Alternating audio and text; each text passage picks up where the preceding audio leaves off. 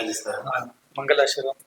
पिछले लगभग 2-3 साल से हम लोग एक दया भावना फाउंडेशन संचालित कर रहे हैं और दया भावना फाउंडेशन का जो मुख्य लक्ष्य है और हम एक अच्छा आदर्श लक्ष्य लेके चल रहे हैं कि भारत में जितने भी हमारे गौवंश हैं और ये जो गौवंश है जो निराश्रित भी है, कुछ गौवंश हमारा गौशालाओं के अंदर भी है। इन गौवंशों के लिए जैसे हमारे उत्तर प्रदेश के माननीय मुख्यमंत्री योगी आदित्यनाथ जी ने काफ़ी प्रयास करके बहुत अच्छे कार्य किए हैं गौवंश के लिए।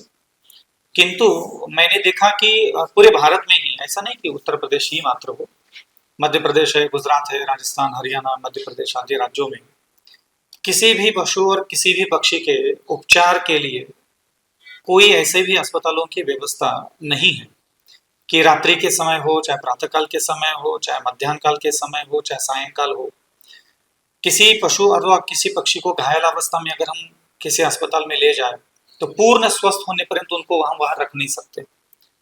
कई सारी ऐसी संस्थाएं हैं, सरकार के द्वारा संचालित है, अर्ध सरकारी संचालित है, निजी संस्थाएं हैं, जहां किसी पशु को अगर हम ले जाते हैं तो पूर्ण स्वस्थ होने पर्यंत वहां उनको रखने की, खिलाने की, पिलाने की, उपचार की व्यवस्था नहीं है। और उन चीजों को जब हमने देखा तो अभी हम दया भावना फाउंडेशन से जो हमारे गुरुदेव है आचार्य विद्यासागर मुनि महाराज, उनके नाम से आचार्य विद्यासागर गौ अस्पताल का संचालन अभी हम कर रहे हैं। और भगवान श्री राम पक्षी अस्पताल, उसी अस्पताल में हम भगवान श्री राम के नाम से पक्षी अस्पताल का भी एक ढांचा हम खड़ा करते हैं। और विगत 3 साल में हमने लगभग 7 जगह पर हमने गौ उपचार केंद्र का संचालन हमारा निराबाध रूप से चल रहा है। एक एक यूनिट में एक साल में लगभग 5000 पशु पक्षियों के उपचार होते हैं।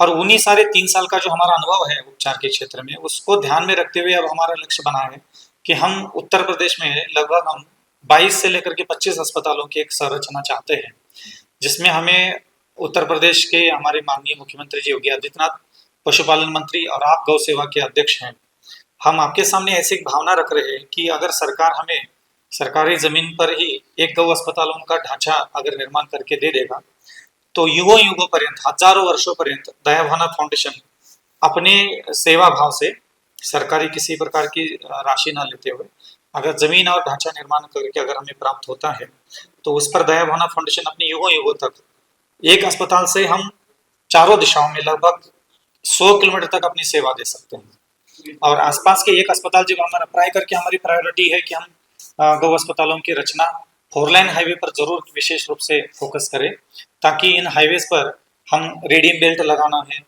और उनके घायल एक्सीडेंटल जो पशु पक्षी रहेंगे उनको भी उठा करके समय पर उनका उपचार होता रहे। और हाईवे के किनारे जब अस्पताल बनेगा तो सिर्फ हाईवे के गायों को ही लाभ नहीं मिलेगा, ऐसा नहीं, अंदर के जो छोटे छोटे गांव भी हैं उसमें भी हम अपनी सेवा देंगे, निःशुल्क सेवा देंगे, किसी प्रकार का हम चार्ज नहीं लेंगे। अभी आपके कुल कितने अस्पताल चल रहे हैं? अभी हमारा जो एक्टिव मोड में हमारे 3 बड़े अस्पताल हैं। कहाँ कहाँ? एक हमारा ललितपुर चल रहा है, एक अशोकनगर और एक सोनागिरी दतिया। ललितपुर में यूपी का यूपी ललितपुर, कोई बॉर्डर वगैरह नहीं यूपी में ही। ललितपुर में? हाँ, अभी हमारा ज्यादातर कार्य तो हो रहा था मध्य प्रदेश में, लेकिन अब हमारा यूपी में काम करने का विचार है कि हम पूरे उत्तर प्रदेश में लगभग 20 से लेकर के 25 अस्पतालों की मांग रखते हैं। तो मेन हमने जो कुछ ऐसा ढांचा आपके सामने रखा है। मैं चाहूंगा कि महाराज जी की आपके द्वारा जो आपका दया भावना फाउंडेशन इसकी ओर से एक पत्र जो है माननीय मुख्यमंत्री जी के लिए और माननीय पशुपालन मंत्री जी के लिए चला जाए। तो हमारे यहाँ उत्तर प्रदेश में योगी आदित्यनाथ जी की सरकार में गौ माता के संरक्षण संवर्धन के लिए जितना भी भरसक प्रयास है सरकार के द्वारा चल रहा है, इसमें समाज का सहयोग अभी हमको और जोड़ना है।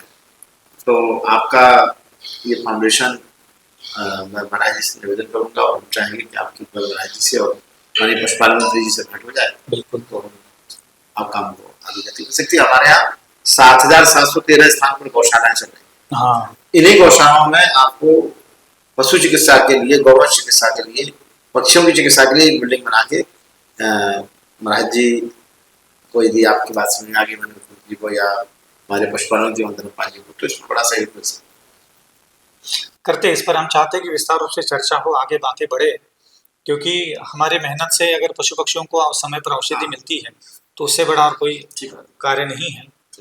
तो हम चाहते हैं कि उत्तर प्रदेश में 20-25 ऐसे पशु महाराज जी मैं आपके इसमें तो उत्तर प्रदेश का भला होने वाला है। बिल्कुल, और ये जीव जगत है उसका भला होने वाला है।